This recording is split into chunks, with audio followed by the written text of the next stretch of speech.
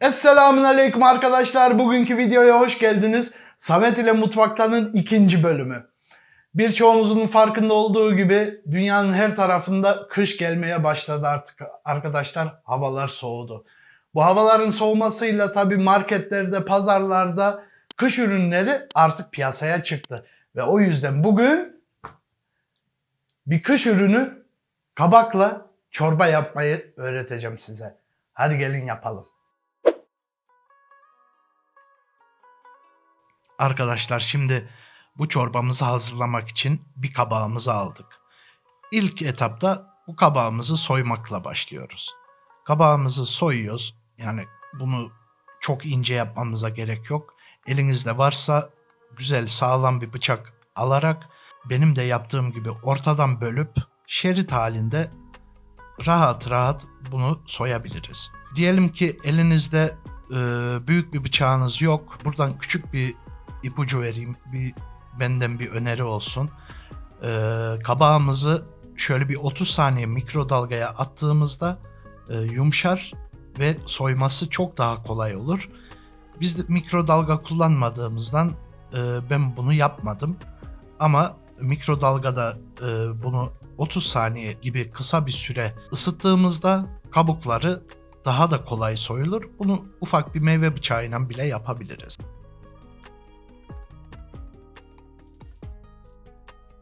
Evet, şimdi soyduktan sonra arkadaşlar kabağımızı bir ortadan kesiyoruz. Kestikten sonra tabii bunun içinde çekirdekleri var. Bir kaşıkla bunu çok kolay bir şekilde temizleyebiliriz. Bunları bir kenara alırız. Meraklılarımız varsa, bahçesi olan arkadaşlarımız varsa aranızda bunları tabii kurutup seneye ekebiliriz. Yani bir kabaktan çok daha fazla kabak elde edebiliriz. Yani eminim bu çorbayı çok seveceksiniz. Bir sonraki mevsimde de bol bol yapar tüketirsiniz. İç tarafını temizledikten sonra bunları şöyle 2-3 santimlik şeritlere keserek aynı şekilde 2-3 santim kalınlıkta küpler haline keseriz. Bu sonraki aşamada pişirmekte çok kolaylık sağlıyor ve pişirme süresini bayağı bir azaltıyor. Yoksa bunu fazla kalın kestiğimizde aynı patates gibi çok uzun bir süre pişirmek zorunda kalacağız. Bunları ne kadar küçük kesersek o kadar hızlı bir şekilde pişer. Çorbamızı daha kısa bir süre içinde hazırlarız.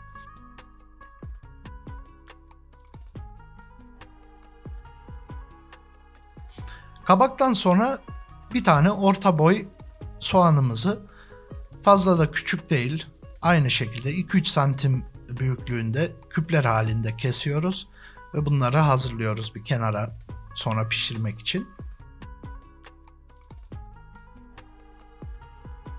Evet, soğanı kestikten sonra zaten eksik olmaz bu çorbalarda. Hele hele bu mevsimde sarımsağa geçiyoruz. Sarımsakları da aynı şekilde fazla küçük olmasına gerek yok. Ufaktan biraz dilimliyoruz. Dilimledikten sonra bunları isterseniz daha da ince kıyabilirsiniz. Yani böyle zırhla çekmiş gibi ben şurada bıçağımı kullanıyorum. Hafiften biraz daha küçültüyorum ki sonra bunu blenderdan geçirirken daha güzel olsun diye. Patatesimizi de aynı şekilde kabak gibi 2-3 santim büyüklükte küpler haline getiriyoruz. Bu da aynı nedenle pişirme süresi daha az olsun diye.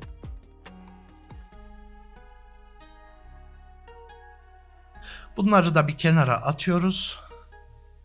Onları attıktan sonra bir tane aynı şekilde fazla büyük değil, fazla küçük de olmaması gibi bir havuç doğruyoruz. Havucu fazla büyük olmamasının nedeni havucu fazla büyük yaparsak çok tatlı olur. Onu da istemiyoruz. Havuçtan sonra arkadaşlar son bir aşamada 800 milim kadar bir suya 2 bulyon kübü atarak, bu tavuk olur, sebze olur, et olur, hangisini isterseniz, bunu eritiyoruz. Evet arkadaşlar, çorbamız için malzemelerimiz bir patates, orta boy kabak, bir havuç, 4 diş sarımsak, bir orta boy soğan, 1 litre suya da 2 bulyon kübü oluyor. Şimdi çorba yapmaya başlayalım. Çorbamızı pişirmeye başladığımızda İlk etapta soğanlarımızı ve sarımsaklarımızı atıyoruz. Bunları hafiften yavaşça pişmesine bırakıyoruz. Bunlar piştikten sonra zaten öyle güzel bir koku saracak ki mutfağa. Yani insanın ister istemez iştahı açılıyor. Soğanlarımız ve sarımsaklarımız piştikten sonra diğer kalan malzemelerimizi ekliyoruz. Kabağımızı ekliyoruz, patatesimizi ekliyoruz, havucumuzu ekliyoruz ve bunları güzel bir şekilde karıştırıp kısa da olsa bir kavuruyoruz. Bu sonraki aşamalarda tadının daha güzel ortaya çıkmasında çok büyük bir katkı sağlayacak. Evet, bunları hafiften kavurduktan sonra baharatlarımızı eklemeye geldik. Arkadaşlar, baharatlar her zaman dediğim gibi sizin damak zevkinize kalmış. Benim kullandığım standart tarifte bir tatlı kaşığı kimyon, bir tatlı kaşığı zerdeçal, bu tabi rengini de çok güzelleştiriyor. Bir tatlı kaşığı pul biber, bir tatlı kaşığı karabiber ve 2 tatlı kaşığı tuz ekliyoruz. Tuzun biraz daha fazla olmasının nedeni tabi içinde tuzu emecek birçok malzeme kullandığımızdan tuzun tadı pek belli olmaz. O yüzden tuzu bir tık daha fazla atıyoruz. İsteyenler daha da fazla ya da daha az atabilir. Bunda kesinlikle bir sıkıntı yok. Baharatlarımızı ekledikten sonra bunları güzelce bir karıştırıyoruz. Ve bu arada malzemeler de biraz daha kavrulmuş oluyor. Tabi bu şekilde hem baharatın tadı daha belirgin oluyor hem de malzemelerimiz daha güzel ortaya çıkıyor. Bunların tatları ileride daha güzel çıkacaktır. Bunların hepsini yaptıktan sonra suyumuzu ekliyoruz. Suyumuzun tamamını bir kere de ekleyebiliriz ve bunu ekledikten sonra yüksek ateşte suyun kaynamasını bekliyoruz. Malzemelerimizin pişme süreci aşağı yukarı 15-20 dakika. Su kaynadıktan sonra kısık bir ateşte bırakın devam etsin, pişsin kapağıyla. Gördüğünüz gibi malzemelerimiz çok güzel bir şekilde pişmiş. Piştikten sonra blenderımızı ya da mikserimizi, artık elinizde hangisi bulunuyorsa onu alıyoruz ve güzelce bütün malzemelerimizi püre haline getiriyoruz. Bu şekilde çorbamızın kıvamı daha da güzel oluyor. Çok lezzetli bir şekilde geliyor. Ve arkadaşlar, şimdi ayıptır söylemesi, mutfağa öyle güzel bir koku sardı ki, o kadar güzel kokular sardı, insanın ister istemez iştahı açılıyor. Ve bazı arkadaşlarımız kabağı çok tatlı olarak gördüğünü sanıyorum. Ama öyle değil. Bu çorbamız gerçekten çok güzel, baharatlı ve güzel bir tat alıyor. Ve burada ben farkına vardım. Dedim, benim çorbamın suyu biraz az olmuş. Bakarsınız istediğiniz kıvama ulaşmadıysa çorbanıza biraz daha su ilave edebilirsiniz ve istediğiniz kıvama getirebilirsiniz. Ben burada aşağı yukarı şöyle bir 200-250 mililitre kadar su ekledim ve onu ekledikten sonra sizin de gördüğünüz gibi çok güzel bir kıvama geldi çorbam. Aslında bu etapta bizim çorbamız hazır oluyor. Yalnız her yemeğin olduğu gibi bu yemekte de, bu çorbamızın da bir püf noktası var. Evet, bu çorbanın püf noktası ne sizce? Arkadaşlar, bu çorbanın püf noktası krema.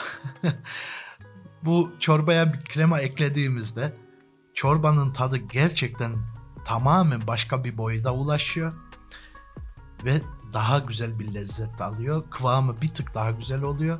Gerçekten tavsiye ederim.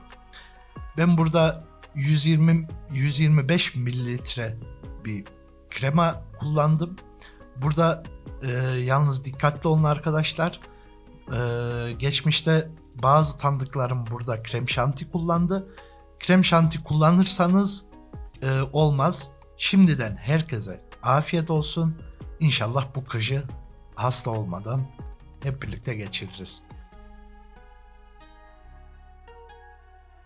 Evet arkadaşlar, umarım tarifi beğenmişsinizdir. Bu kış günlerinde aşırı doyurucu, bol vitaminli, bol lifli, yani her şeyi bol bol olan bir çorba tarifiydi bu. Biz kendimiz çok seviyoruz. Şimdi afiyetlice yemeğe geçeceğiz. Aranızda deneyenler olursa şimdiden sizlere de afiyet olsun. Arkadaşlar bugünlük bu kadar. Abone olmayı, yorum atmayı, bir de like bırakırsanız çok memnun olurum. Bir dahaki videoda görüşmek üzere. Sağlıcakla kalın.